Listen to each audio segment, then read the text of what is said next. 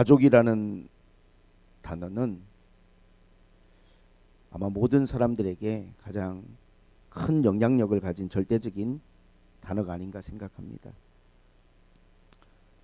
오래전 시골에서 목회할 때 우리 제자들에게, 아이들에게 종이를 하나씩 나눠주고 너에게 제일 중요한 단어가 뭔지 한번 써봐라 이렇게 했더니 모든 아이들이 1번은 똑같았어요. 가족 이렇게 썼더라고. 아이들에게 가족이 제일 중요한 가치가 있는 단어다. 2번은 조금 약간씩 차이가 있더라고요. 학생들이니까 어떤 아이들은 뭐 학교 성적 이렇게 말하는 아이도 있고, 어떤 아이들은 일찍 좀 세상 물정을 아는지 돈 이렇게 쓰는 아이들도 있어요. 그리고 건강 뭐 이런 거. 눈치가 좀 아이들이라 너무 순수하고 없어요. 교회에서 목사님이 물어봤으니까 그래도 교회를 한 2번 정도라 넣어줘야 되는데, 그래서 교회는 몇 번이니 물어보니까 5번이요. 하나님 몇 번이니 물어보니까 하나님 뭐 당황하면서 5번이요 이러는. 사실 아이들이 가족을 다 중요하게 생각하죠. 우리 모두가 다 인생을 살아가면서 우리가 경험하는 가장 큰 행복이 가정이라는 울타리 안에서 경험되어진다 그럽니다. 근데 아이러니하게도 살면서 가장 불행한 일들도 가족이라는 울타리 안에서 우리가 겪는 거예요.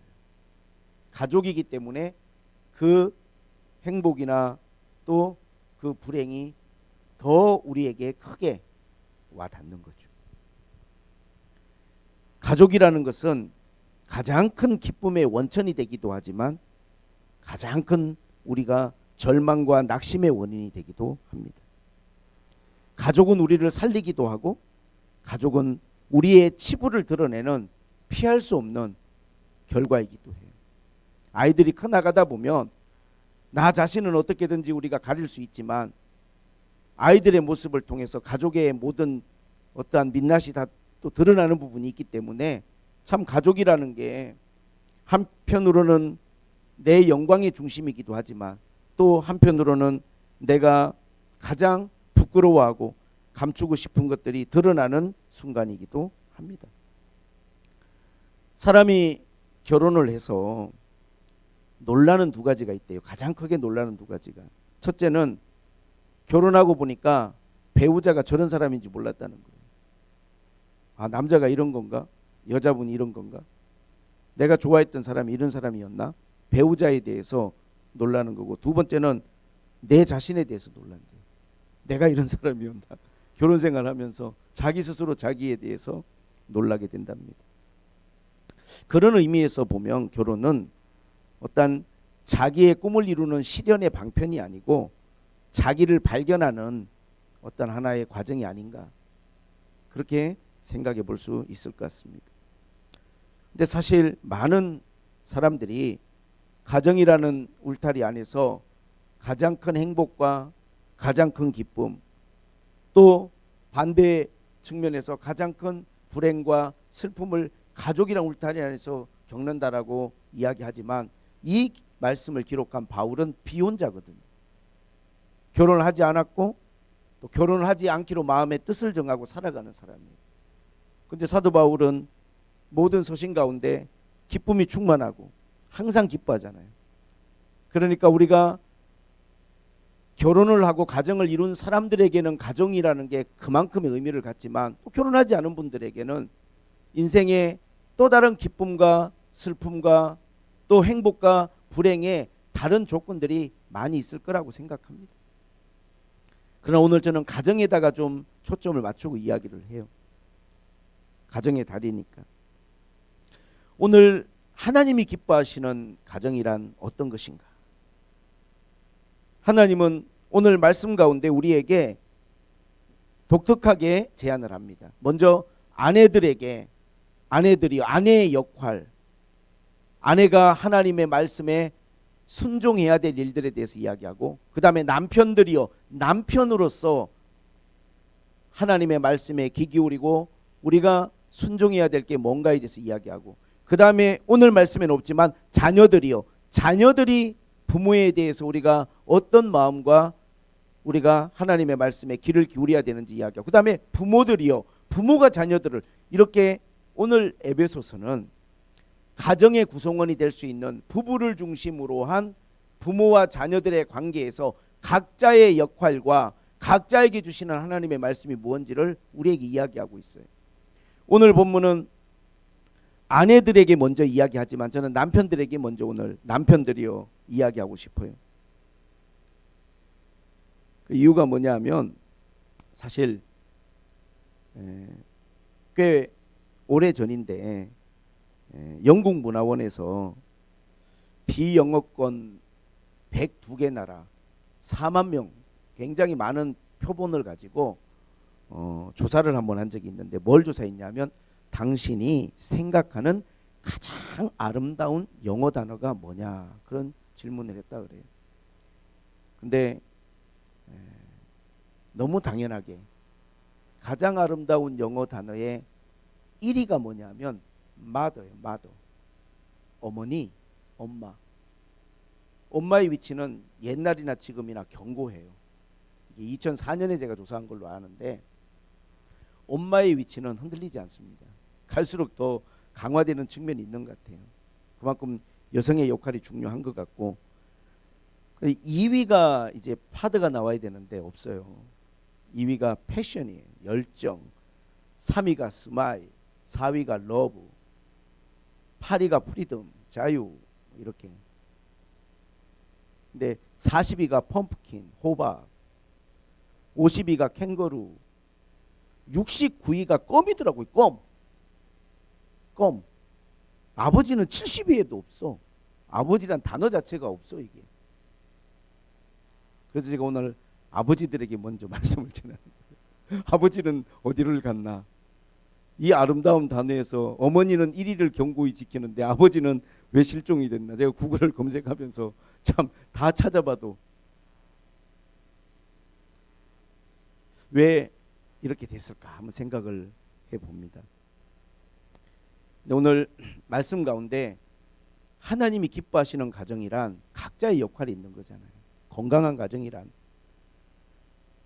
오늘 주님은 그러잖아요. 남편이 머리 된다 이렇게 이야기했는데 요즘 사람들이 이걸 이야기가 좀 받아들이기가 어려운 측면이 있겠지만 이것은 어떠한 질서의 측면에서 이야기한 것이지 어떠한 가정 안에 어떤 그 신분이나 이런 걸 나누는 게 아니잖아요. 오늘 말씀에 그랬잖아요. 부부는 한 육체가 되는 거라고 하나예요.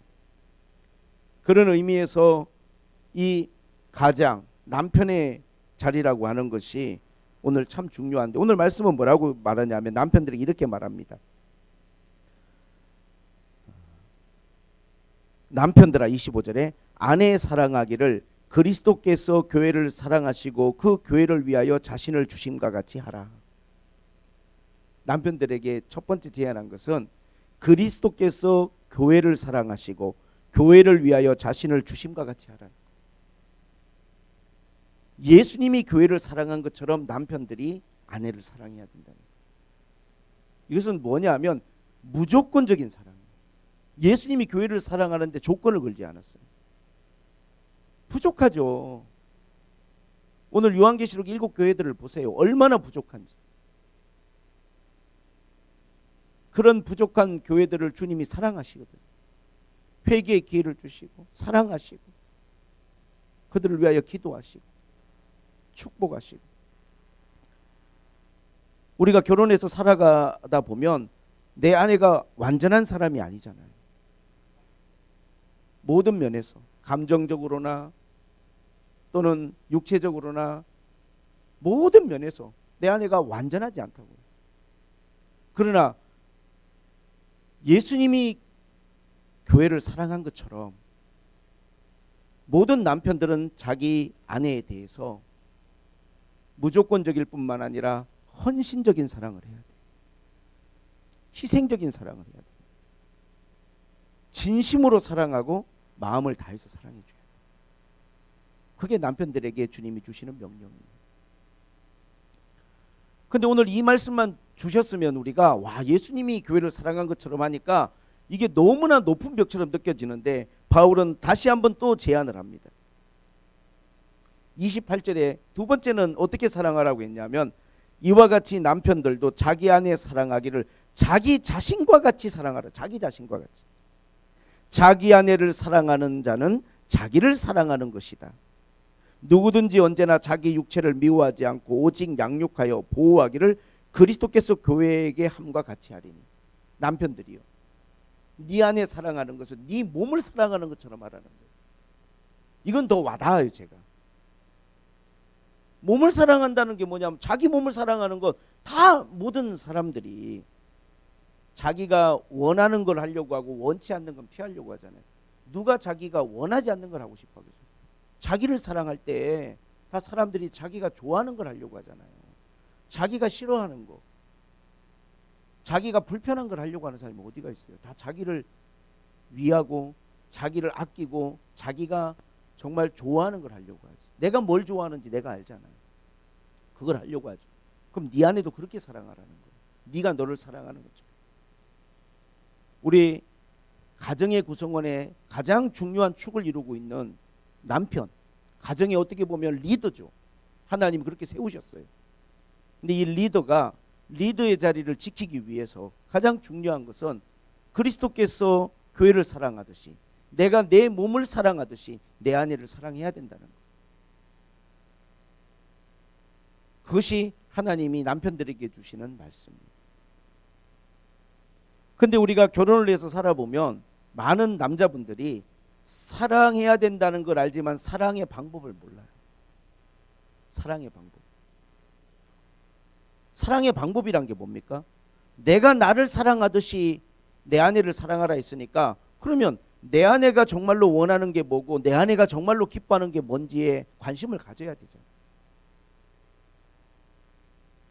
내 아내는 뭘 좋아하고 내 아내는 무엇을 원하는 사람인지를, 사람은 다 다르니까 모든 사람이 동일하지가 않잖아요.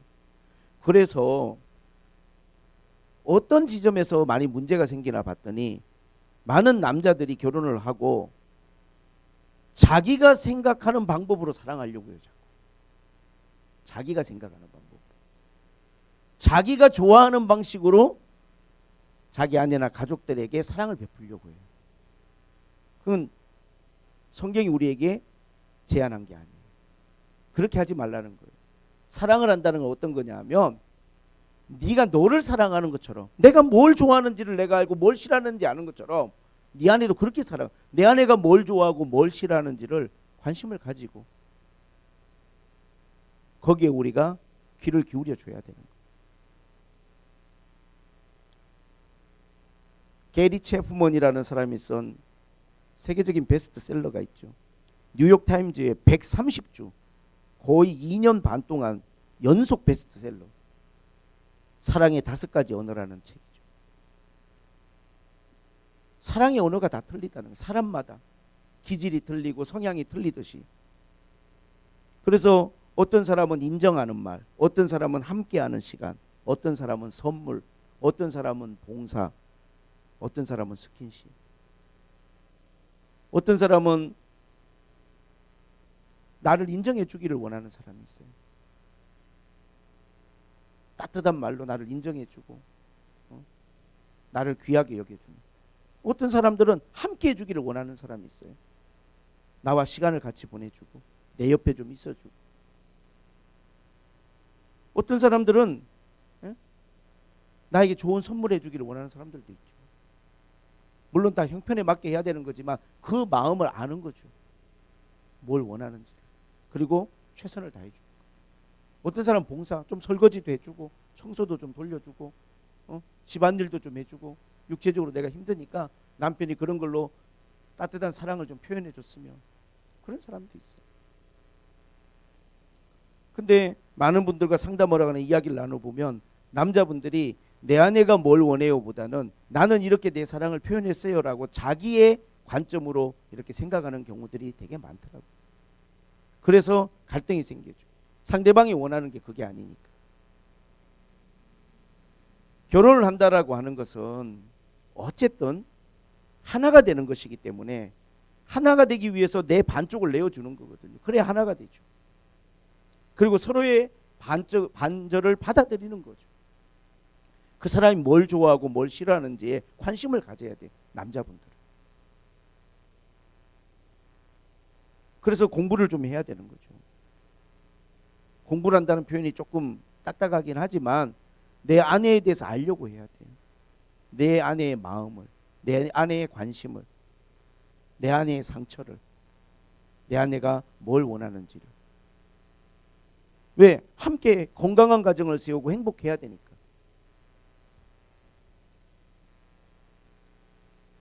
한국 남자들이 정말 안 되는 것 중에 하나가 위로를 잘 못한대요. 위로를 못하는 이유가 뭔가 봤더니 위로하는 걸 본 적이 없대요, 살면서. 지금 이렇게 가정을 이루는 그 연배에 있는 많은 분들이 부모님 세대에게서 위로하는 걸 별로 본 적이 없어요. 우리 부모님의 세대가 위로를 잘 모르잖아요. 위로할 줄을 모르잖아요. 몰라서 그러는 거거든요. 근데 그거를 보고 배운 적이 없다 보니까 막상 자기도 살아가면서 위로를 잘 못하는 거예요. 따뜻한 위로를. 살면서 위로해 줘야 될 때가 얼마나 많습니까? 위로 받아야 될 때가 많고. 주님은 교회를 위해서 그렇게 하시거든요. 위로의 주님이시거든요. 내가 눈물을 흘리고 있을 때, 내가 지쳐 있을 때 주님은 나에게 힘을 주시고 주님은 나에게 위로를 주시는 분이거든요. 가장의 역할이라는 게 그렇게 중요하고 무거운 것이죠. 남편들에게 오늘 주님이 그렇게 말합니다. 그리고 무엇보다 중요한 것은 뭐냐면, 제가 생각할 때 남편이 남편으로서의 자기의 자리를 매김하고 가정을 건강하게 세우기 위해서 중요한 것은 하나님을 경외하는 마음을 가져야 돼요. 하나님을 경외하는 마음. 내가 하나님을 사랑하고 내가 하나님 앞에 두려워하는 게 있는 사람이 되어야 돼요. 가장이. 아버지가 하나님을 두려워하시는구나. 아버지가 하나님을 사랑하고 있구나. 내 남편이 그렇게 하고 있구나. 그런 마음을 가져야 됩니다. 오늘 이 아버지라고 하는 단어가 세상 가운데서 너무 많이 약해졌어요. 그래서 저는 한편으로는 아버지들이 너무 마음이 아프고 안쓰러워요.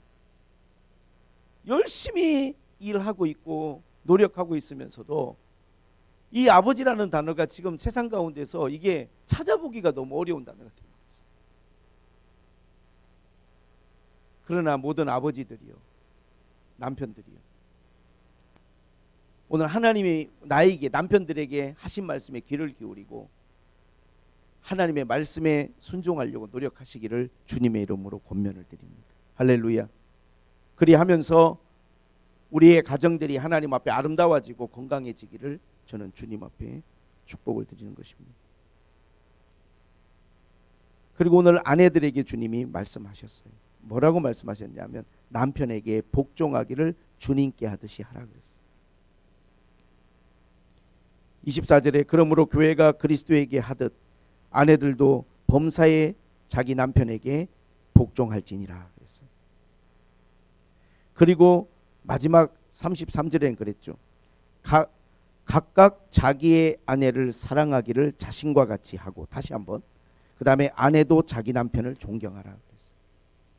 남편을 존경하고 남편의 말에 복종하는 것, 아내 된 자에게 이야기하는 거예요. 이게 얼마나 어려운 거예요. 이게 얼마나 어려운 거예요. 어떤 분들은 그렇게 저한테 이야기합니다. 저도 그렇게 살고 싶어요, 목사님. 내 눈에 보이는 내 남편이 그렇지가 않은데 제가 어떻게 그렇게 할 수가 있어요. 말이 안 되고 있는데 지금. 우린 너무나 많은 이유가 있죠. 남자분들은 그렇게 말합니다. 제 아내가 사랑스러웠으면 좋겠어요. 이렇게. 저도 사랑하고 싶어요. 그건 변명입니다. 자기 자신에 대한 합리화에 불과해요. 하나님의 말씀은 그렇게 말하지 않습니다. 우리가 어떻게 하나님 앞에 살아야 될 것을 이야기하고 있는 거지, 내가 그렇게 하지 못할 이유들에 대해서 주님이 우리에게 말하라고 하지 않아요.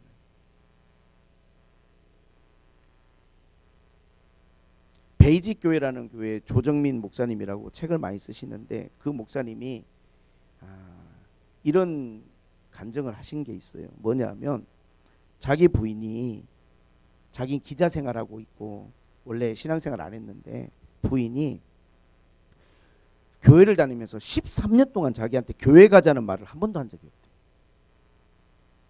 남편이 하나님 믿는 거, 교회 오는 거를 원치 않아서 그런 게 아니라, 근데 이분이 그렇게 해준 아내한테 너무 고마웠다는 거예요. 그러면 이 아내는 어떻게 했냐면요, 한 번도 교회 가자는 말을 안 했지만 13년 동안 하나님 안 믿는 남편을 진심으로 섬겨줬대요. 위해주고 존중해주고 진심으로. 여기에 감동을 받은 거예요. 영성이라고 하는 게 종교성을 말하는 게 아니에요. 내가 얼마나 교회를 가고 내가 얼마나 기도를 하고 얼마나 성경을 읽었다는 건 종교적인 표현이잖아요. 믿지 않는 사람들은 거기에 관심을 갖지를 않아요. 믿지 않는 사람들이 관심을 갖는 건 딱 하나입니다. 얼마나 진심으로 섬기고 사랑하느냐. 그거예요. 신앙이라고 하는 건, 영성이라고 하는 것은 내가 이렇게 기도하는데 당신이 몰라줘, 내가 이렇게 교회 열심히 다니는데 왜 내 마음 몰라줘, 이런 종교적인 어떠한 것을 이야기하는 게 아니고 얼마나 사랑하고 얼마나 진심으로 섬겨주느냐라고 하는 그 사람의 사랑과 섬김을 말하는 거예요. 베드로전서 3장 1절에 그런 말씀이 있습니다. 아내들아, 이와 같이 자기 남편에게 순종하라. 이는 혹 말씀을 순종하지 않는 자라도 말로 말미암지 않고 그 아내의 행실로 말미암아 구원을 받게 하려 함이다 그랬어요. 혹시나 내 남편이 하나님을 모르고 믿지 않는 사람일지라도 내 말로 말미암지 않는다 그랬어요. 말로 말미암는다는 것은 설득하려고 하고 자꾸 강요하려고 하고 해서는 절대 안 된다는 거예요. 그건 종교적인 거죠. 오히려 뭐라고 말하냐면 말로 말미암지 않고 그 안에 행실로 말미암아 구원을 받게 한다는 거예요. 진실된 존중과 섬김과, 남편들이 그러잖아요. 인정받기를 원하고, 모든 사람이 그러지만 남자들이 그런 부분이 많거든요. 비록 남편이 부족하고 약한 존재일지라도 존중해주고 존경하고 세워줄 때 자기 자리를 찾아갈 수 있는 기회를 얻을 수 있고, 다시금 하나님을 경외하는 자리로 갈 수 있는 하나님이 그러한 은혜를 베푸신다는 거예요. 그걸 실천한 사람이 있더라. 그래서 이 조정민이란 분이 이 아내의 13년의 말없이 섬김을 통하여 진짜 신앙이란 게 귀하게 느껴지고 감동을 받고 나중에 하나님을 믿을 뿐만 아니라 기자생활 관두고 목회자가 됐잖아요. 많은 분들이 전도를 생각할 때 물론 우리가 복음을 말로 전해야 되지만 중요한 것은 뭐냐 하면 여러분의 직장에서, 여러분의 모든 삶의 주변에서 사람들은 여러분들의 종교성을 보는 게 아니라 여러분들의 삶을 보는 거예요. 특히 여러분이 접하고 있는 믿지 않는 분들, 그게 직장일 수 있잖아요. 여러분이 교회에서 얼마만큼 많은 직분을 맡아서 일하는 데 관심 없어요. 여러분이 교회에서 뭘 얼마나 하는지는 그분들에게 아무것도 중요하지 않아요. 오직 중요한 거 하나는 여러분들의 행실이에요. 얼마나 진실성 있게, 얼마나 우리가 잘하는가라고 하는 걸 보는 거예요.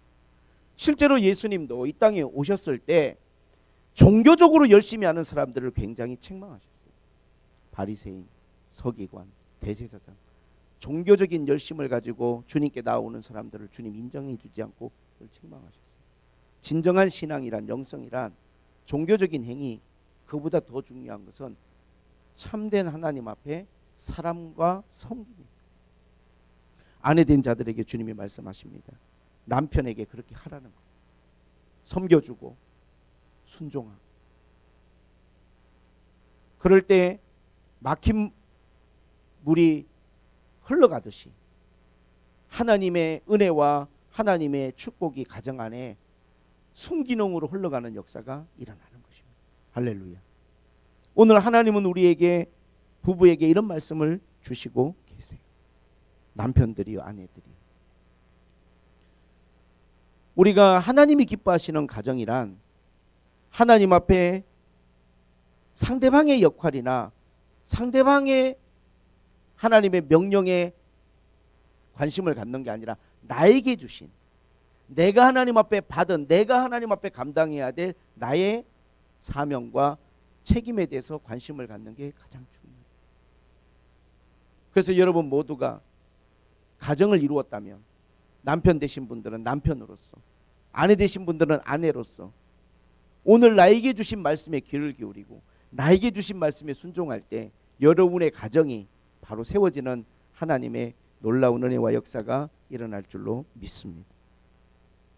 더 나아가서 오늘 바울은 이 말씀 가운데 이런 이야기를 합니다. 31절에 그러므로 사람이 부모를 떠나 그네 아내와 합하여 둘이 한 육체가 될지니 이 비밀이 크도다. 이 비밀이 크다는 거예요. 갑자기 사도 바울이 이 가정의 문제를 또 다른 측면에서 우리에게 제안을 했어요. 제시를. 이 비밀이 크도다. 디모데전서 3장 16절 크도다 경건의 비밀이요. 성경의 큰 비밀이 뭡니까? 성육신이죠. 예수 그리스도가 육신을 입고 이 땅에 오셨다는 거, 이게 굉장히 큰 비밀이거든. 세상 어느 누구도 생각할 수 없었던 하나님이 인간의 몸을 입고 성육신 하셔서 이 땅에 우리를 구원하러 오셨다라고 하는 이 사실이야말로 디모데전서 3장 16절 경건의 비밀이고 큰 비밀이에요. 그런데 오늘 주님이 가정을 이야기하다가 남편의 역할, 아내의 역할, 주시는 명령을 이야기하다가 이 비밀이 크도다. 나는 교회와 그리스도에 대해서 말하노라 그랬어요. 교회와 그리스도에 대해서 말하노라. 예수님과 교회의 관계가 이 부부의 관계, 남편과 아내의 관계와 똑같다는 거예요. 그래서 주님이 이렇게 예를 드시는 거예요. 연합이죠, 연합. 부모를 떠나 둘이 한 몸이 될지라. 그리스도와 내가, 교회가 연합되는 것. 여기 합하여라고 하는 단어, 이 단어가 로마서 6장에 보면 나와 있죠. 우리가 부부는 여러분 오늘 본문에 어떻게 가족을 이루고 가정을 이루는 것입니까? 둘이 합하여 한 육체가 되는 거예요. 이 정신적인 결합이 아니에요. 부부가 된다는 것은 너하고 나하고 마음이 통하고 대화가 된다 이런 게 아니에요. 부부는 그런 게 아니에요. 부부는 육체가 하나가 되는 거예요. 말 그대로 오늘 말씀처럼 둘이 한 몸을 이루는 거예요. 거기에서 뭐가 태어나냐면 자녀가 태어나는 거란 말이에요. 이 연합, 이건 비밀이에요. 이건 너무나 놀라운 하나님의 섭리고 계획이에요. 마찬가지로 그리스도와 교회에 대한 이야기라는 거예요. 예수님과 우리가 하나가 된다라고 하는 건 단지 정신적인 문제가 아니에요. 로마서 6장에 그렇게 이야기합니다. 우리가 무슨 말을 하리요? 은혜를 더하게 하려고 죄에 거하겠느냐? 그럴 수 없느니라. 죄에 대하여 죽은 우리가 어찌 그 가운데 살리요? 무릇 그리스도 예수와 합하여 세례를 받은 우리는 그의 죽으심과 합하여 세례받은 줄을 알지 못하느냐? 우리가 그의 죽으심과 합하여 세례를 받음으로 그와 함께 장사되었나니 이는 죽은 자들 가운데서 살리신과 같이 우리도 또한 새 생명 가운데서 행하게 하려 함이라. 만일 우리가 그의 죽으심과 같은 모양으로 연합한 자가 되었으면 또한 그의 부활과 같은 모양으로 연합한 자가 되리라. 연합이란 똑같은 단어를 썼어요. 부모를 떠나 합하여 한 육체가 된다는 그 합하여라는 단어와 오늘 그리스도와 연합한다는 단어가 동일한 단어. 무슨 말입니까? 부부가 된다는 것은 육체가 합해지는 거예요. 결혼을 하고. 그러면 우리가 그리스도와 합해진다는 건 뭡니까? 그 이전에 우리가 믿음을 갖고 하나님을 사랑하는 마음을 갖고 오늘 말씀처럼 죄에 대해서 죽는 거예요. 그리고 세례를 받음으로 내 죄와 함께 장사되고 그리스도와 함께 내가 장사되고 그리스도와 연합되는 것이라고 오늘 그렇게 표현하는 거예요. 그리스도와 연합. 그래서 교회에서 우리가 하는 그러한 의식들이 아주 중요한 거예요. 당시 우리가 그것을 이론이나 어떤 정신적인 것으로만 받아들이는 게 아니라 실제적인 것으로 우리 교회 안에도 이렇게 사도 바울은 나타난다는 거예요. 그리고 우리가 하나님의 약속의 성령을 선물로 받으면서 이제 우리가 주님 안에서 부활의 몸을 입을 수 있는, 주님이 마지막 오실 때 부활의 몸을 입을 수 있는 사람으로 우리가 또 연합되는 거예요. 이 연합, 하나됨, 이게 비밀이에요. 비밀. 그래서 우리가 이 땅 가운데서 내가 회개를 하고 내 회개함과 죄와 더불어 그리스도와 함께 장사 지냄을 받고 세례를 받은 사람은 그리스도와 연합되었다. 합하여졌다. 내가 주님 안에, 주님이 내 안에. 이거 비밀이에요. 마지막 순간에 이 비밀이 풀리면 그 사람들은 부활의 몸을 입어요. 홀연히 변화된다니까요. 홀연히 변화되는 거예요. 왜? 주님과 교회가 그러한 부부의 관계와 같다는 거예요. 그러면서 오늘 사도 바울이 마지막 결론을 내립니다. 그러나 너희도 각각 자기 아내를 사랑하기를 자신같이 사랑하라. 아내도 자기 남편을 존경하라. 그렇게 부부관계의 결론을 내려줍니다. 여러분, 아내의 자리는 견고한 것 같아요. 여러 가지 지표들을 보니까. 그러나 남편의 자리는 위태롭습니다. 69위가 껌인데 70위 안에도 파드가 없으면 슬프잖아요. 근데 저는 그렇게 생각합니다. 이게 모두에게 그런 게 아니고 정말로 이 땅 가운데 살아가는 모든 가정의 남편 되신 분들이 오늘 하나님의 말씀에 귀를 기울이고 하나님이 우리에게 말씀하신 말씀을 순종하고 살아가려고 노력하면 하나님이 주시는 어떠한 그 은혜, 하나님이 주시는 질서, 하나님이 주시는 그 귀한 존중이 여러분의 가정 안에 견고하게 세워질 것을 저는 믿습니다. 그리고 이렇게 가정들이 회복되고 세워졌을 때 우리는 그 안에서 더 많은 기쁨과 평안과 행복을 누릴 수 있습니다. 세상 사람들은 잘못된 자꾸 이야기를 우리한테 하는 거예요. 자녀가 잘 되는 세 가지 방법. 할머니, 할아버지의 재력, 어머니의 정보력, 아버지의 무관심. 그런 거 우리가 웃자고 하는 이야기지만 이게 말도 안 되는, 있어서도 안 되는. 근데 왜 이런 이야기가 회자가 되나 봤더니 우리 가장들이, 아버지들이 정말 그리스도가 교회를 사랑하듯이 위로자가 되고 또 그렇게 온전한 헌신과 희생을 보여주고 또 자기를 사랑하듯이 내 아내가 뭘 좋아하고 뭘 싫어하는지를 살펴서 그렇게 진심으로 위해주고 사랑하기보다 의외로 우리가 말로 하는 경우가 많아요. 지적을 한다든지 책망을 한다든지. 그런 걸 우리가 뭐라고 하면 과거에 권위주의라고 그러죠. 그렇게 가버리면 자리를 자꾸 잃어버리게 되더라고요. 자리를 찾으려면 오늘 말씀에 귀를 기울이고 그리스도가 교회를 사랑하듯이 내가 나를 사랑하듯이 내 아내를 사랑하고 내 가족들을 사랑할 때 그 자리는 어느 누구도 흔들거나 빼앗지 못하는, 특히나 마지막 때 사단은요 가정을 무너뜨리려고 하고 가정이 무너지면 교회도 무너져요. 가장 하나님이 세운 중요한 기초적인 가장 기본적인 공동체이기 때문에 우리가 성경 안에서 가정을 건강하게 세우고 하나님이 기뻐하는 가정을 우리가 회복한다는 것은 다시 말하면 하나님의 나라를 회복하는 이건 가장 중요한 기본적인 운동이란 말이죠. 여기에 나와 여러분들이 오늘 하나님의 말씀에 귀를 기울이고 묵상하시고 성령의 음성을 듣고 여러분 가정 안에 잘 적용하시기를 주님의 이름으로 축복을 드립니다. 하나님 아버지 감사합니다. 오늘은 남편들에게 아내들에게 주시는 주님의 말씀 같이 나누었습니다. 세상에 수많은 하나님 아버지 그러한 이야기들, 사람들의 귀를 즐겁게 하는 이야기들이 있을지라도 우리는 진리의 귀를 기울이고 생명의 말씀에 귀를 기울이고 하나님의 말씀이 우리에게 말씀하시고 가르치시는 대로 순종하며 나아갈 수 있는 하나님 그러한 믿음을 저희들에게 주시옵소서. 하나님 아버지 가정이 회복되게 하시고 그 회복된 가정 안에서 하나님의 은혜와 기름 부음이 충만히 흘러가고 회복되는 역사들이 일어날 수 있도록 주님 역사하여 주옵소서.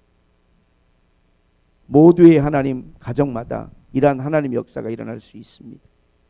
놀라운 하나님 은혜가 임하기를 이 가정의 달에 간구하고 기도하오니 회복의 역사, 건강하게 세워지는 역사들이 일어나게 하여 주옵소서. 예수님의 이름으로 기도하옵나이다. 아멘.